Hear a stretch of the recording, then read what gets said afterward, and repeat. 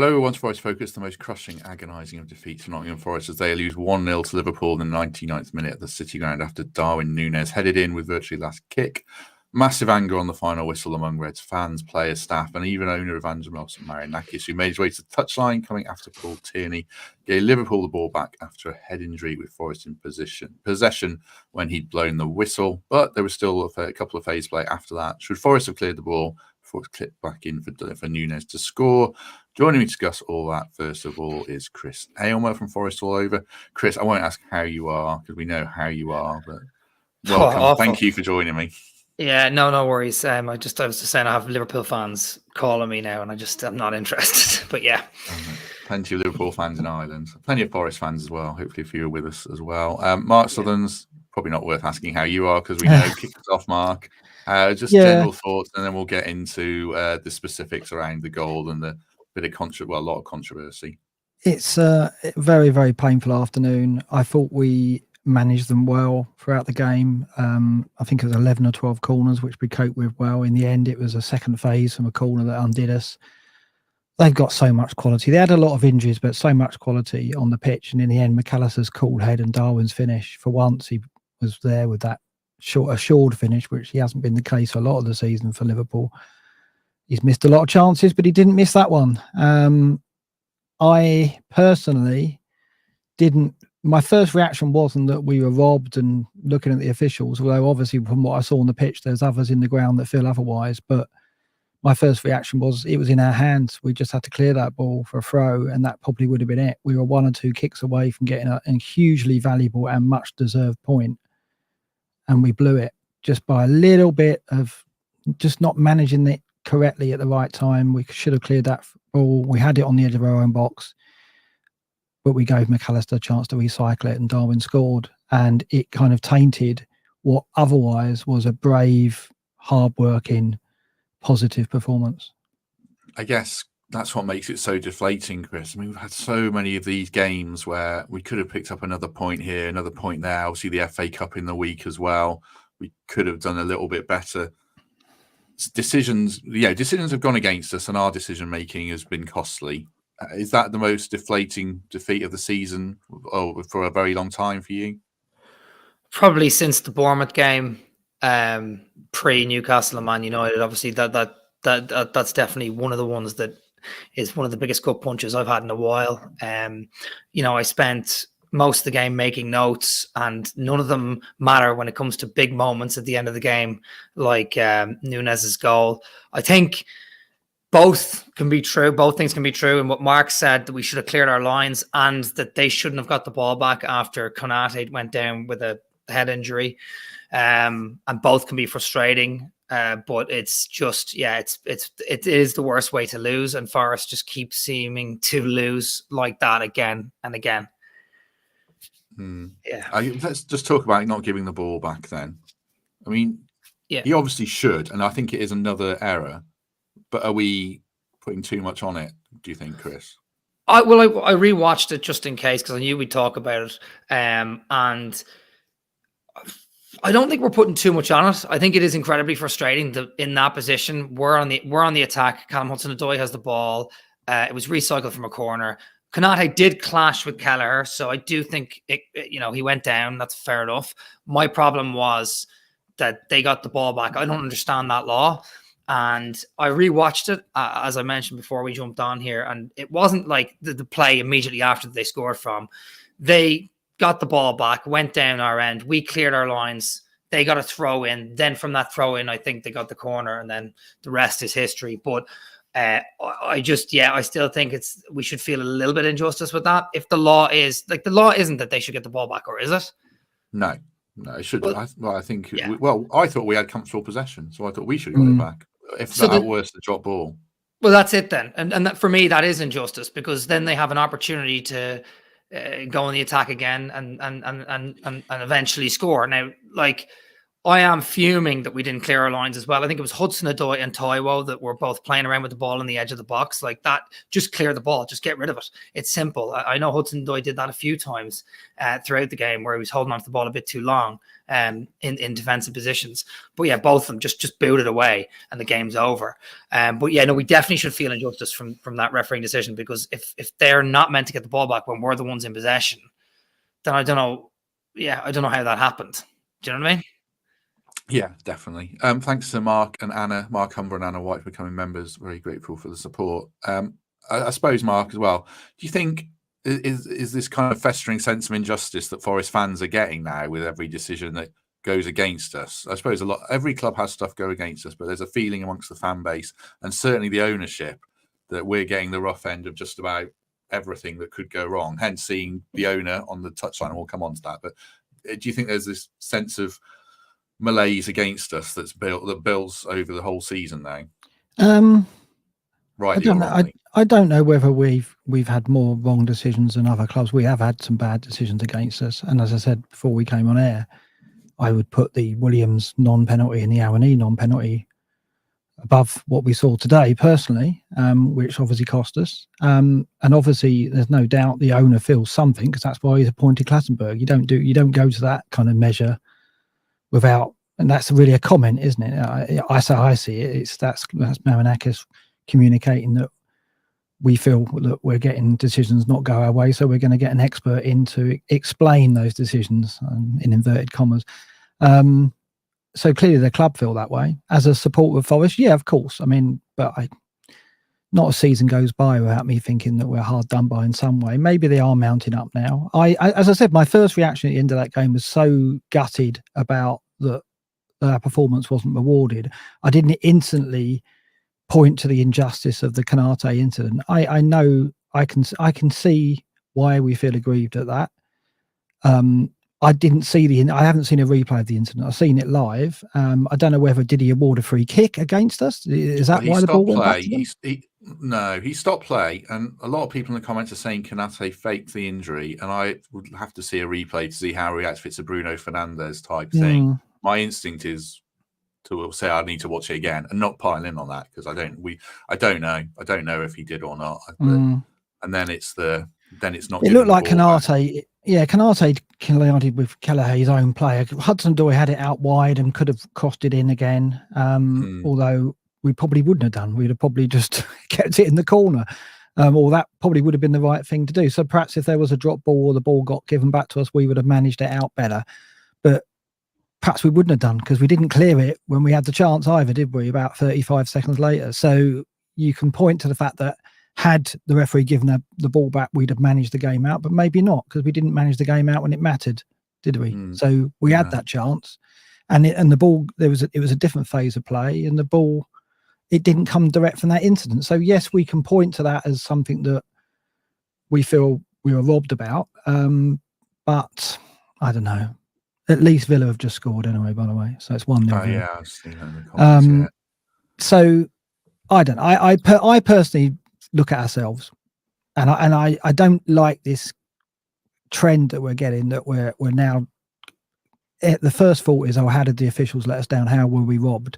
We've got to start taking account of ourselves, and it was a really positive performance, and I don't want to criticize anyone, but when you look at it, we were naive not clearing the ball in the last, with 3 or 4 kicks to go. That's got to go out. That's got to go down the pitch or out for a throw, and it didn't. And I just think we've got to look at ourselves in that incident rather than look at the officials. Yeah, I mean, I guess they're trying to start a counter-attack for the glorious win, but I think the discretion's the better part of Valour there, and just leather up the pitch and take what's a really good point, because it was so close to the end. The owner, Chris, as well, you don't see that. The owner's going to the side of a pitch. And I think Olympiacos have definitely seen it. You don't see it in the Premier League. No, you don't see fallout from that, depending on how he's reacted. If he's just let him walk past and said nothing, then I guess okay, it's unusual. But you don't see it, and you probably shouldn't. It's a pretty strong reaction. All right. I didn't see too much of the melee at the end, if I'm honest. I was just so sick from the goal because of the nature of how it happened and what had happened prior to it. But no, you don't see it that often. I don't know what good that does us. I mean, I'm okay to see our owner angry that we're losing a game late and that a referee might have made a poor decision prior to it, but it doesn't mean much. I think the facts are we concede last minute of the last minute, even beyond that 99th minute after, as Mark said, we don't clear our lines. And honestly, that was the first thing I thought in my head as well, was the not clearing our lines. And yeah, I don't think it's going to do us any favors. I mean, we've hired Clattenburg in to analyze some of the games. I don't know. I try not to pay attention to too much of that because it just takes away from the focus, which is we need to win games as fast as possible in order to stay in this league, particularly if we get a deduction. I think one other thing, I'll throw this to you, Chris, because I know you've seen a replay of it and I have as well. I think Forest might be aggrieved about Omobamidele going down in the box late in the game under challenge from Gomez. I think it was, unless it's one the ref gives, I don't think it's one VAR are going to give because the threshold seems very high for shirt pulls in the box now. What was your take on it? I think if it was given, it would have been a slightly soft penalty, but I have seen them given. You know, Gomez was behind Omobamidele and Omobamidele was trying to get into position to get ahead on the ball from the corner, right? The difference between that one and Dan's was Dan's went down, really flopped completely, and Danilo barely had his arms around him. But because that one wasn't given, I almost felt like Tierney and of course VAR weren't going to give the other one, even though we had slight more reason to be aggrieved from it. But no, I don't think it was a penalty, if I'm honest. But if I've seen them given, and yeah, it would have been soft. But I think that's the most frustrating thing is that was right near the end of the game, just like Morgan Gibbs White's shot that deflected and went wide for that corner, and we felt like we actually could even maybe win the game, and then before you know it, lights out. Yeah.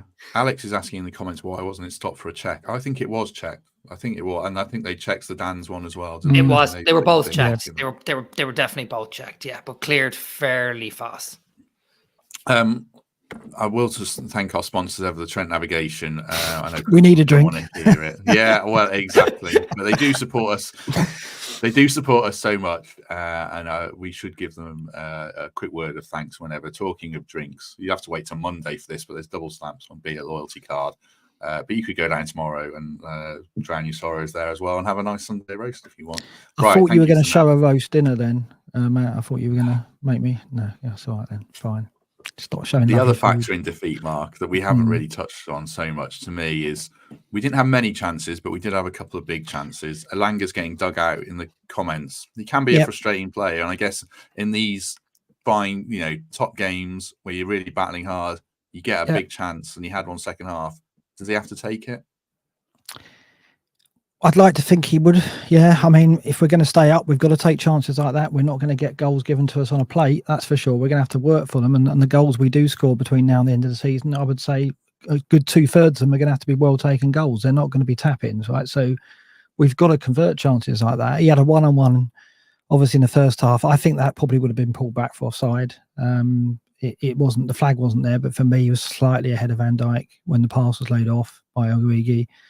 The one in the second half was a well-worked move. Darwin came on and did what we needed someone to do, which was to hold the ball up centrally, and it got worked, and we cycled. I think Toffolo crossed it, and first time shot, I think it was from Elanga. I think he took it first time past the post. We've seen him score those before. He is erratic, though, with his finishing, isn't he? He goes from being lacking composure and snapping at his efforts to suddenly pulling out a world-class finish out of nowhere. So he is...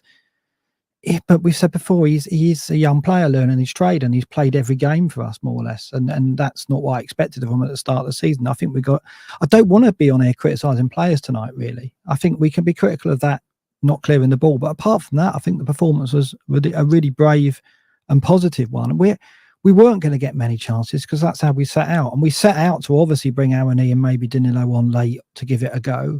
So it went according to plan. And had we gone away with a point, I think Nuno would have gone with that. That's a good outcome. And yes, we'd have liked to have got more, maybe caught on the break, but we had opportunities to do so and we didn't take them, but we'll take the point. Thank you very much. So we were seconds away from mission accomplished, I really think. So I don't want to be on here criticising Elanga or Taiwo or any other player like that, to be honest, but What worries me a bit is Taiwo is not fit, and he looks well short of being fit, and that meant we had to start the game with Origi out wide and Elanga down the middle. Many more games like that, where Taiwo's not a factor and he's not fit, we're really struggling. I think we've got to get Taiwo fit and in the team scoring goals. Otherwise, I think we're struggling. Origi did all right, Elanga did all right, but that is not a front two that is going to keep us up. Morgan Gibbs-White had to push on more. He played more central, more forward. I think he was average position shows he was our most forward player. I think that's Nuno recognising that, you know, with Origi on the pitch, he can't play central. So we need Gibbs-White there to hold the ball up because Elanga can't. That's my main worry from the game. Last post-match, everyone wanted me to be more negative, more critical. That's about the only thing I can come out of the game being worried about, is the fact that Taiwo does look really short. I don't really want to sit here now and criticise it players, because I don't think we deserve that. Thanks to Danny, Michael O'Dwyer and Steve Allen for signing up for membership. I think it's Steve Allen, who's Greg's mate, who normally moans at me for saying something on this podcast, but he is a lovely man. So thanks for your support, Steve and Michael and Danny.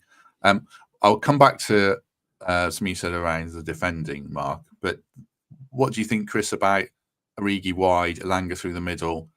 We've played Elanga through the middle a lot, and I don't think it's really worked. If he tucks away one of the that one-on-one, he's onside, we say great, but I think we need, like Mark says, we need Taiwo fit and firing, and it's worrying that the guy is still really struggling coming off his surgery.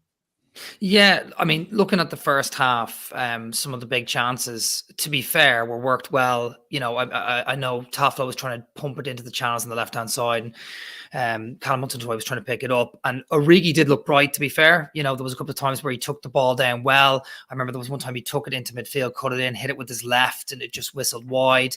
And I felt like, oh, this strategy is actually working. But Elanga was caught offside quite a lot. An awful lot, even from one of our set pieces. I remember he tried to time his run and it just didn't seem to work. And that effort that he made, I think, was a touch offside as well. I actually think it was a decent effort, by the way. Like, I think Keller stuck out a good leg. I think that's the place to stick the ball, unless you lift it and then you risk either sticking it over and wide. But I think Mark's right. Like, Taiwo was such a game changer. When he came on 65 minutes, the first thing he did was take the ball down, lay it off, and then Toffolo gave Elanga that chance. So, like, immediately you're seeing the impact. And he's battling against Konate and Van Dijk, probably the best defensive duo in the league right now, and he's making an impact and making a difference. I do think that there was a chance Hudson-Odoi put through to him where he just should have had a shot at goal, make Keller make a save, make him parry it, but he took too long on it and Bradley came back. But overall, yeah, no, I'm with Mark on that. I didn't mind how we set out early on. I actually didn't mind it at all. But Elanga's getting caught offside an awful lot. I know that's what happens when you're fast and you're trying to get in behind. But still, yeah, we need Taiwo back. And Chris Wood is due back soon, which, you know, if we see the Chris Wood we saw before Christmas, hopefully will be a positive. Yeah, and Sangare was on the bench today. Gio Reyna wasn't in the squad at all, but Joe Gardner was. So surely Reyna was injured. So we'll wait for an update on that one. This goes back to the topic we discussed on Wednesday, Mark. Though we can't really have any clear answer on it ourselves, but Taiwo played 98 minutes on Wednesday and then doesn't start today because he's not fit, or maybe it was do we just have to wait and see why Nuno said he didn't play? Because maybe it was a tactical thing, I guess. Yeah, I think it was. I think basically the game plan must have been to start with Origi and bring Taiwo on in the last 20 to give it a go. I can only think it was because, as you say, he took him off at half-time at Villa, and he said that was tactical. So he must have had a full 90 in mind, or the majority of minutes in mind for the United game. And then, presumably, he was always going to start Origi. Origi just isn't a central striker, as we know. I mean, Chris has reminded me that Chris Wood is close to return, and Nuno mentioned that. That makes me feel more positive because I think that's what we need. And he was really impressive in that spell before the injury. So at least we will soon have someone who's a physical presence down the middle. I didn't mind, like Chris said, I don't mind our setup for today because against Liverpool, in a game where you're going to need to counter, playing Elanga down the middle, Origi out wide, that's okay. They both played okay. They both played well. Okay, Elanga didn't take his chances, but I think they were a solid 6.5, 7 out of 10, both of them, in a game where we didn't have a lot of the ball. what I'm worried about is the games coming up where we've got to win and we should win. That's when we need Tyro playing. That's when we need him fully fit. So I don't want to be playing a Langer down the middle against Fulham and against Crystal Palace and Wolves at home. I want my striker playing, because I think we can win the game with a fit Amini on the pitch, and we need to win those 3 home games. So that's what worries me. But maybe Wood can come back and recapture that form that he had, that led to that, that bout of goals, and that's a positive. But it is odd, isn't it? Obviously, we're managing something with Tyro. That's pretty clear, and it's clear when he comes on that he's not, the way he's running with the ball, he's not quite physically there yet. He's one of those players. He's a bit like Wayne Rooney. When he's not fit, you can tell. There's just something in his motion, in his gait, the way he moves, and his mobility, that he's not quite fully fit. And the fact that Nuno managed his minutes strangely over these 3 games suggests that's the case. Thanks to Joanne and a couple of other people who have said that Rayner does have an injury, according to Radio Nottingham, so he should be back next week, which is good because we will. But I assume we'll need him at some point. As Danny says, do us a favour and hit like if you haven't already. That'd be a big help, and consider subscribing to the channel if you're new around here. Something Mark said earlier, Chris, as well, around one of the things that makes it more frustrating again is we've been crying out for this competent defensive performance, and we got it for 98 minutes. I thought my notes originally were so many players had played so well. I thought Nico was great. The centre halves were good. Toff defended well. Yates was really competitive. Dominguez is a worry because he hobbled off and looked screwed. But generally, we put in that kind of defensive performance we've been crying out for, and we still lost. And that makes it really hard to take. And does it make it more worrying going forwards that we can still play well and lose a game? No, I'm just worried about the results in general, which I'll probably get into a little bit later over the course of the last sort of 2 months. But the performance was brilliant. And if, yes, it's a late goal from Liverpool, and yes, we feel sick. But if you're talking about just as a performance, a defensive performance, we were missing Aina, Montiel and Nuno Tavares, who have all at one point or another been starting wing backs, and Williams and Toffolo defended really competently. I think Toffolo was getting caught out quite a bit in the first half, and I think I messaged you, Matt, at halftime saying, "Oh no, I wonder, we're probably going to get caught out eventually by that." But then he did pretty well second half. But I think unbelievable defensive performance. You have 2 21-year-old defenders there. Omobamidele was reading the play really well, stepping into the middle every time Liverpool were trying to play that passage through. Murillo just was Murillo. He was really good. And then how many corners do they have, Mark? 11, 12? 11 or 12, yeah. I think the 12th corner was on at the end. We defended them really well, didn't we? Unbelievably well. And Matt Sells was really competent in goals, and he had one fantastic save, which was, I think, off the back of Murillo towards the end. I just think, it is frustrating. I don't think it's worrying. It's just really frustrating because you have 2 21-year-old centre-backs. 2 of our wing-backs weren't always starting this season, and a new goalkeeper, and that back 5 has done really, really well against the top of the league side today, and we get undone by slightly silly error and a late goal resulted from some controversy prior to it. That's a frustrating thing. It's where do we go from here? But it's a little bit positive, I suppose, in that vein. Yeah, because Nico was up against Diaz a lot of the game.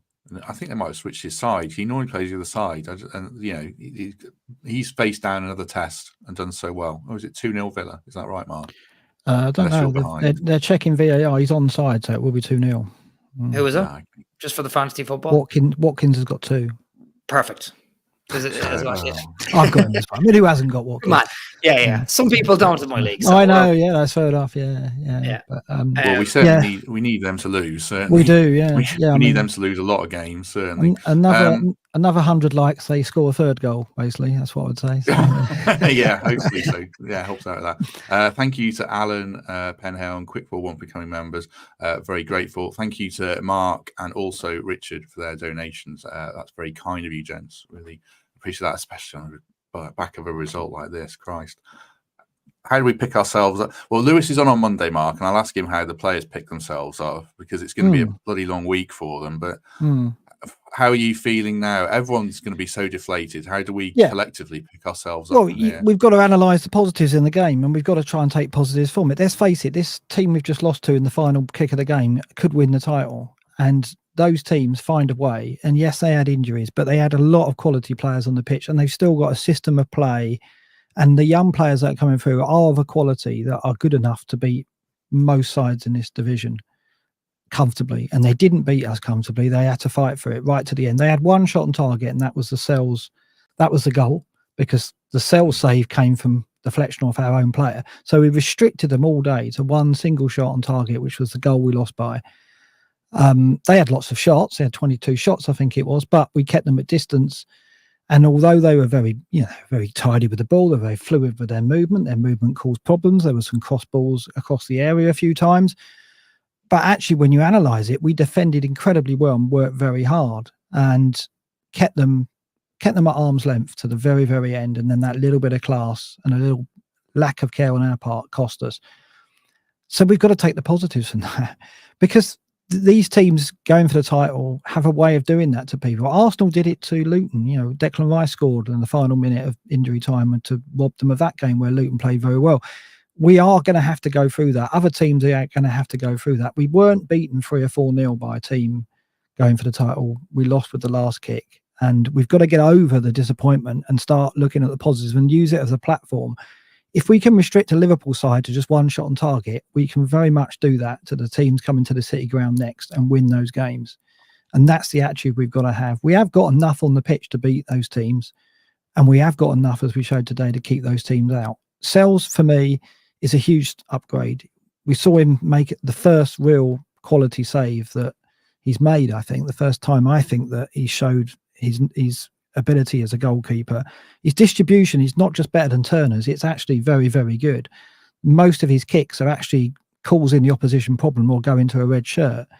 So he's a big positive, and the back four played very well. Like we said, Nico was outstanding, I thought. He got caught once in the middle of the pitch and Liverpool nearly turned us around, but apart from that, he won 4 tackles, he made the most clearances, he was good going forward. So we've got a lot of positives to take from that. And I guess people are disappointed and will want us to be critical, want us to be negative about the team or the players or the officials, but I don't want to be. I want to look forward now, because the fixtures we've got to look forward and attack those positively. That's our only chance. The referees aren't going to do us any favours. It's in our control. If we're going to stay up, we've got to win matches and take our chances and keep the opposition out. And we showed today we've got the ingredients to do it. I guess this is where the manager earns his cash as well, Chris, really, because players are going to be so down. He's got to lift them and emphasise the points that Mark has, I guess, really. I think there's no point chewing them out at all over this. He's got to lift them and convince them that they can do this now. Well, you know what? He's done it before. I came on here after we lost to Bournemouth late, and I was absolutely devastated. And within a couple of days, he got them up for St. James's Park, and we went and we beat Newcastle off the park 3-1. And then a few days later, we beat Man United. You and I were at that game 2-1. So he's got it in him, and he knows. Nuno has been through this before, not only with other teams, but he's been through it with Forest only a couple of months ago. We picked ourselves up off the ground after the Newcastle defeat and went on and beat West Ham. We lost to Villa last week, but at half-time he was reactive and it changed the game and we got back into it. I believe we can do this, and Luton are in their slump right now. They're in their slump, and we have to kind of make it count. And we've only made it count by a few points by beating West Ham, but we're coming out of our bad run of fixtures. We've Brighton away next week that I'm going to, and then not long after that, it's Palace, Fulham, Luton, all them mixed in together. I don't know if it's a positive or a negative thing. We've only won 1 game in 7 in 2024, but they've all been really close, the ones that we've lost or drawn. They've been hanging in the balance. I think we've only lost them all by 1 goal, except for the Villa game. I think Nuno has it in him. We've seen it happen before, pre-Christmas. He's an experienced coach. He's an old head. He'll settle them down. He won't chew them out of it. He'll prepare for the next game. And you know what? Hopefully we're even more up for it next week, and we absolutely go for it, because Brighton are playing us at a really, really tough time for them, either side of European Cup games. So, I I back Nuno to do the right thing from here on out, particularly in training this week, and get us up for the next game. What did Brighton lose today, Mark? Was it 3-0 or 3-1? 3-0 they've lost, I think. I don't know if they scored late, but I think it ended 3-0. So we have yes, to. It did. Yeah. We've got to target this game and target. I mean, the sands of time are ticking now a bit, aren't they? Now it's time to go. Yeah. And Chris is right. We have got those fixtures, and Luton are they're looking a patched up team now, and the spirit is still there, no doubt, and they will fight to the end. But their lack of depth is beginning to show. They've taken another injury tonight. They're 2-0 down already to Villa. Perhaps a couple of months ago they'd have come back and made that 2-2. I don't think they're going to do that tonight because I think they're struggling, and hopefully they're going to drop away and we're going to win these games to pull away. We've got that opportunity now. The matches ahead are so important. We can't go into them criticising ourselves and looking to officials to do us a favour. That's not going to work. That's not going to be the way. If you're angry at officials, if you're angry about the decision going against us, use it in a positive way. Like use it as a way to kind of unite against that and try and turn it into a positive, because there's no point in the chairman or the owner coming down to the halfway line and thinking that's going to have an impact. If anything, it's going to make things worse, right? It's going to affect the players in a negative way. And we can't look for excuses now. It's with us now, definitely. The fixtures are winnable, and we've got the talent to do it. We've got to go and do it now, and we've got to come into this phase positively. And I don't think today was a negative performance. I don't think today, yes, it was a negative outcome, but the performance was good enough to show we've got what it takes to win these games, and we've got to attack them. Like you say, Brighton is a good time to play them. Palace, I don't think are in great shape. Fulham are very erratic. These are all winnable games now. So let's go and do it.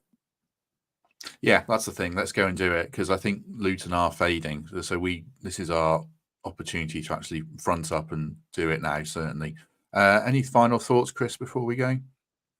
Well, just on the referee thing, I'm with Mark in that we have to move on, because we always do feel a sense of injustice after a lot of these games. It's frustrating because you see on Wednesday, the same sort of thing where it happened to Liverpool, but the goal was ruled out and it didn't happen. You know what I mean? It feels like that the bigger clubs get the bigger decisions, and maybe that's because they put themselves in those positions time and time again, because they're better on the pitch than us. But it's very, very frustrating to see that, and then me afterwards clock it and go, wait a second, why didn't we get the ball back? That's number one. But number two, like Mark said there, we can carry on and we can stay up. We can't just hang our heads and just drop off now. We saw that after the Bournemouth game. We came back, beat Newcastle, beat Man United. We can do it again. All it takes is a couple of wins in this league and you're shooting up the table a little bit. That's all it is. 2 wins back to back, and all of a sudden Luton are in the rear view mirror. So, we can do it. I know the deduction is looming over us, but we have to just clear our heads, get back in, and go for it next Sunday in an away game that we're not expected to win, but we can win.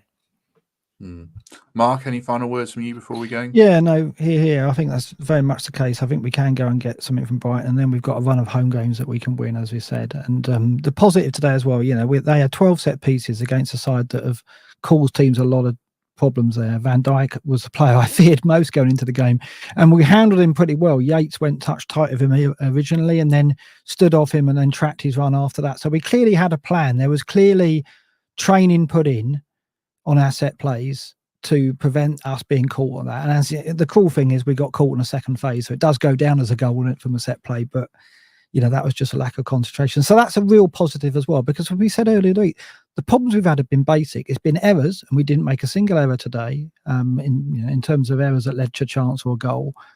And the set play defending was a lot stronger.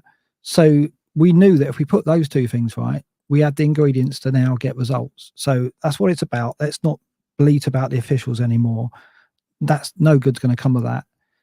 Let's start back in the side and really push for these next few games and get the results and see us pull away. Yeah, I think that's why it feels as painful as a 5-0 defeat, in the sense that we've played really well, and everyone's going to be so gutted now. But hopefully we wake up tomorrow and feel we've played really well. Can we do it against teams who aren't as good? So if we produce, this is something we said a lot last season, we got slated for it. If we play like that in every game or most games, then we'll win enough to stay up, I think.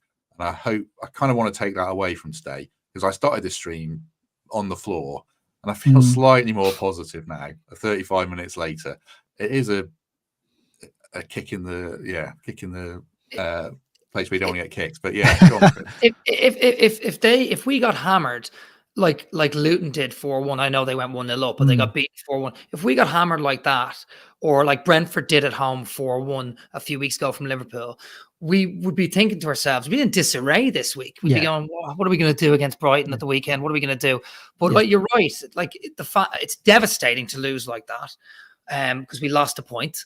But that would give the team go, hang on a second, we kept Liverpool at bay for most of the game, and it was a late goal that they had to get to win that game. Geez, we're in every single game here, and maybe if we play teams that aren't as good as Liverpool, like we did against West Ham a couple of weeks ago, maybe we'll just control the game and win it. And I think you're right, Matt. Like I was devastated at the start of the stream, and somehow it's turned around a bit, because you can see the positives. And I think Mark's right about the officials. I can't stand those things happening, but I think Mark's kind of, you got a point in a way. We can't keep going on and on about it, because it isn't going to do us any good. And neither is criticizing the players for losing a game in which they played very well in.